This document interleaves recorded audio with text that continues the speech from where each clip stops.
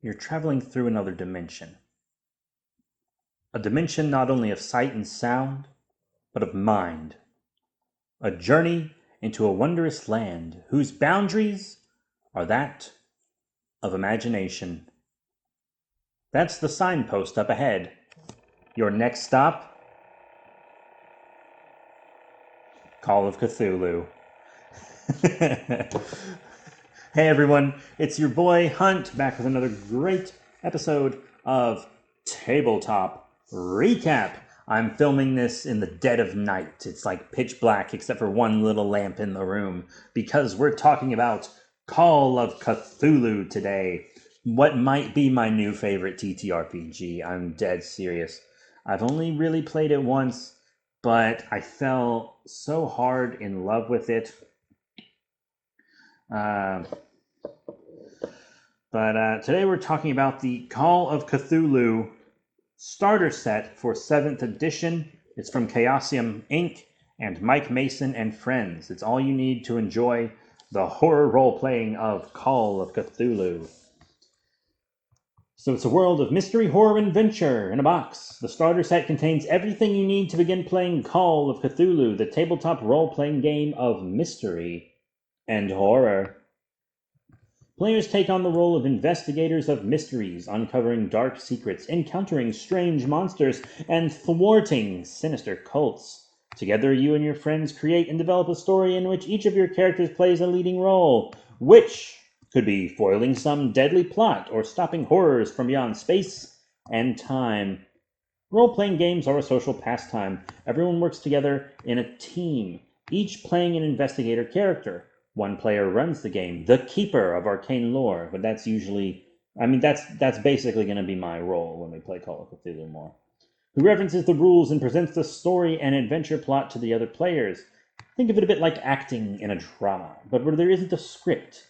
Dice and the rules of the game determine the success or failure of your character's actions, all while you are propelled into dramatic and nerve-tingling sensations and situations. The emphasis is on having fun.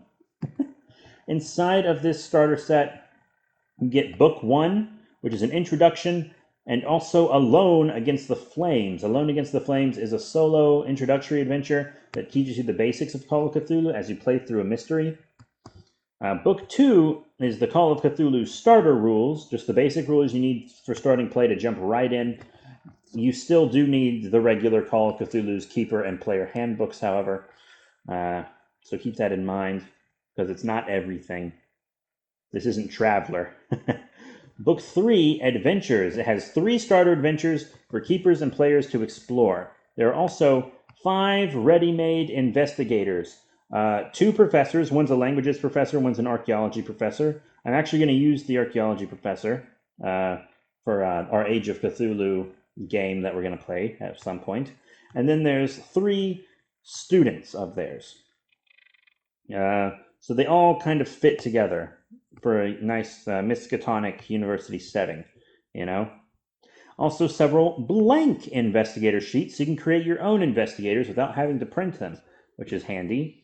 Role-playing dice, a set of 6 polyhedral dice for use in the game, and handouts, a bunch of handouts and props to use for the different adventures.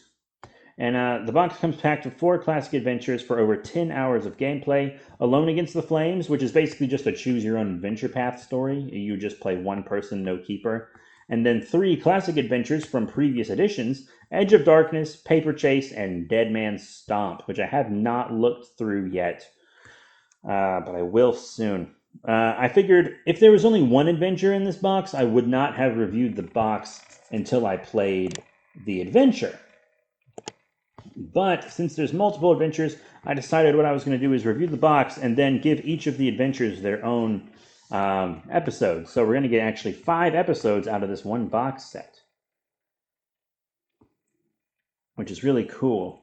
Call of Cthulhu is the definitive mystery and horror role-playing game that has won over 40 awards, including being inducted into the Academy of Adventure Gaming Art and Design Hall of Fame. When you are ready to delve deeper into the game, expand your fun with the 7th edition Call of Cthulhu Keeper Rulebook and Investigator Handbook, which I also have. Very, very cool. So, let me tell you what I think of each thing. The introduction and starter rules are nice. They're very helpful, but once again, you will need the two big books, the rule book and the handbook for keepers and investigators. You will need those. I do have them. They're incredibly helpful. Gotta love it. Now, the adventures are all classics. These are ones that have stood the test of time and were reprinted for a reason. I've heard nothing but great things about them, and I cannot wait to play them. The ready-to-play investigators are great. I need to use them. I haven't had a chance to use all of them. It's like when we reviewed the Rick and Morty kind of starter set for Dungeons and Dragons, we used all those player characters, but I haven't used all of these because none of my friends want to play as them. It's just true. They want to play as their own things, but I do want to play as Nevada Jones, the archaeology professor. He's almost a little more pulpy for Pulp Cthulhu, but we're not reviewing Pulp Cthulhu right now. Blank sheets was a great idea, including blank sheets so people wouldn't have to print them. That was a nice step. And then there's the role-playing dice. I actually do have a bit of a problem with the role-playing dice. It comes with a standard set of dice. They're like, some are gray, some are green. And it comes with a D12. In 7th edition, Call of Cthulhu, there is nothing that will ever make you use a D12 in the entire game. There's no D12 usage in Call of Cthulhu 7th edition. So why is there a D12 included in the die set? And you might be thinking, oh, because it's just a standard set. Of course it comes with a D12. But here's the other thing. In Call of Cthulhu, you often use a D3. But there's no D3 in the set. So the set is missing a die that you desperately need and includes a die that you will never need. So why didn't they just replace the D12 with a D3? Surely that would have cost about the same, right? Why does it have a D12 instead of a D3? I think that is just a huge oversight on Chaosium's part. It should have been a D3 instead of a D12. 100%. Now, the handouts are actually really cool. What most adventures and stuff would make you do is you would get the book with the adventure in it, and the adventure would have pages that are the handouts, and you would have to like copy and scan the handouts or buy the PDF as well and print them off the PDF. But in this case, it already has them made up for you. So you as the keeper don't have to take extra time making a bunch of handouts. And handouts are actually very important in Call of Cthulhu. So this was quite the win. So, very good job with that Chaosium. I really appreciate that. And another thing about the starter set is the price. In the US, it's $24.99. And that's actually pretty cheap. A lot of these starter sets and stuff out here are like $40. But the Call of Cthulhu one, $24.99, that's a pretty great price. That's actually a pretty great price. I'm really, really happy about that. Really happy about that. Thank you, Mike Mason and friends, for keeping it so cheap, but including so much. One of the reasons I think they could keep the cost down is because the included adventures are all old adventures that they just redid the math for, like some multiplication. Like if you want to convert an older Call of Cthulhu story to 7th edition, all you have to do is a little math in your head, and that's it. So all they did was really change the math on these adventures and throw them in. So they didn't have to pay someone to write all new adventures, which I think helped keep the cost down very likely. Yeah, it's everything you need to start Call of Cthulhu, but as you get more into it, once you want to go past this set, you will need the Keeper's Rulebook and the Investigator Handbook for specifically 7th edition. And one cool thing is the art. I know you can't see the art because this is an audio podcast, but on the art, there's like this creepy haunted house with green windows, and out in front of it, there's these steps, and there's a graveyard with graves on either side of the steps. There are 3 investigators going up the steps, because they're turned and looking at these tentacles that are chasing them. And this is actually a redo of art from a previous edition's starter set. So it's the same art, but upgraded, kind of as an homage to the previous sets and artists and etc., which is very, very cool. So I actually give the Call of Cthulhu 7th edition starter set an A+. It is actually really great. 4 classic adventures, one that you don't even need people to play with. Rules, sheets, like you could get this, and the day you got it, you could play, because it has a solo adventure and pre-made characters and dice. And here's my tip for D3s. If you don't have a D3, what I usually do is I roll a D6, and any number above 3, I just subtract 3 from, and that's the roll. Right? That's the roll for the D3. That's just what my friends and I do, so we don't need to buy a D3. But yeah, hopefully I'll have more Call of Cthulhu stuff coming for you soon. I'll probably play Alone Against the Flames some point relatively soon. I actually, the time of recording this, I was going to play it this week, but then it turned out that I might not super be able to play it this week, because my weekends are pretty free, but my weekdays are pretty packed. So we will have to see. But Paper Chase, Edge of Darkness, and Dead Man's Stomp I probably won't play for a while, because I wrote a modern day, I'm actually not even finished with it, but I have several sessions worth of stories. A modern day episodic rural Call of Cthulhu campaign, where it's the same characters carrying over between each story. And I'm hoping to get my friends really into that, because I'm kind of sick of being in 2 Dungeons and Dragons groups, and I kind of want to change one group to a different system, and I spent a lot of money on all this Call of Cthulhu stuff. I actually have more adventures. I have a ton of Call of Cthulhu adventures to play, because the Keeper's rulebook comes with a couple adventures to play. Any Keeper, any DM rulebook for these games worth its salt comes with an adventure or 2 to play. In truth. But then I also got the the Keeper screen and everything for this, and that comes with adventures.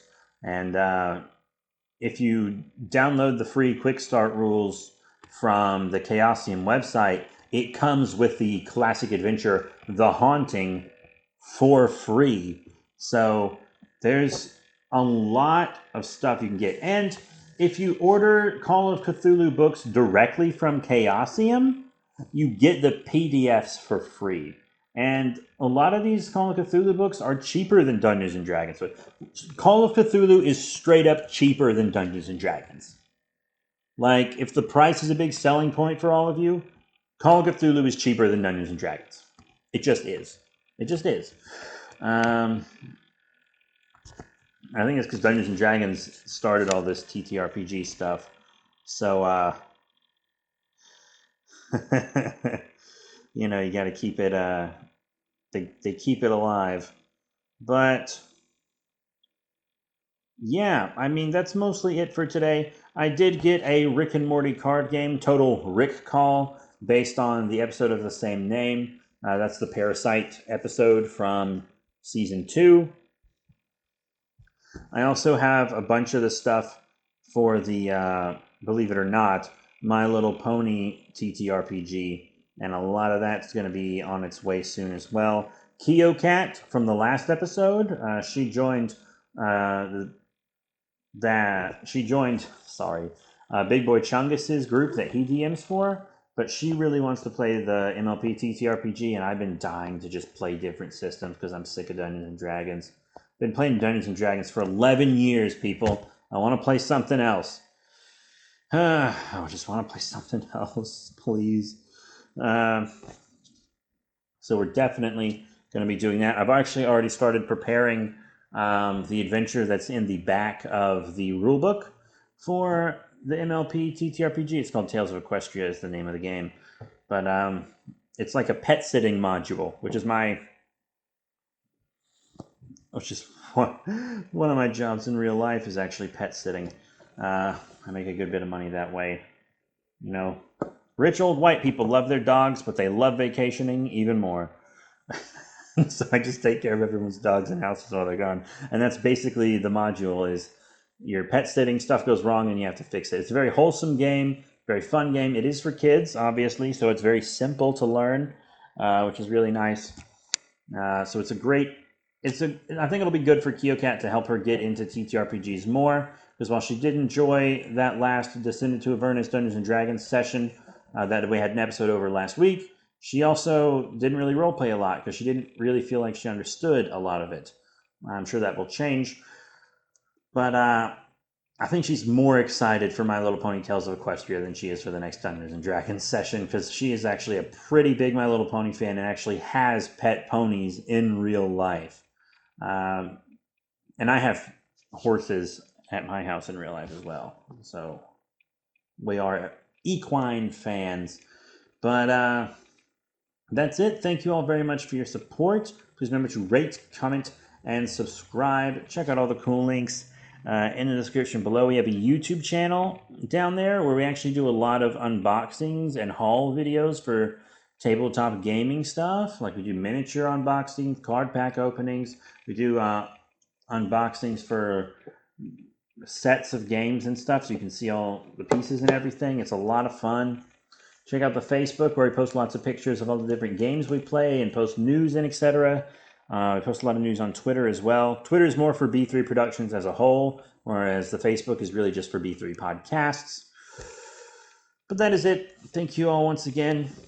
And I will see you all next time when fate knocks at your door.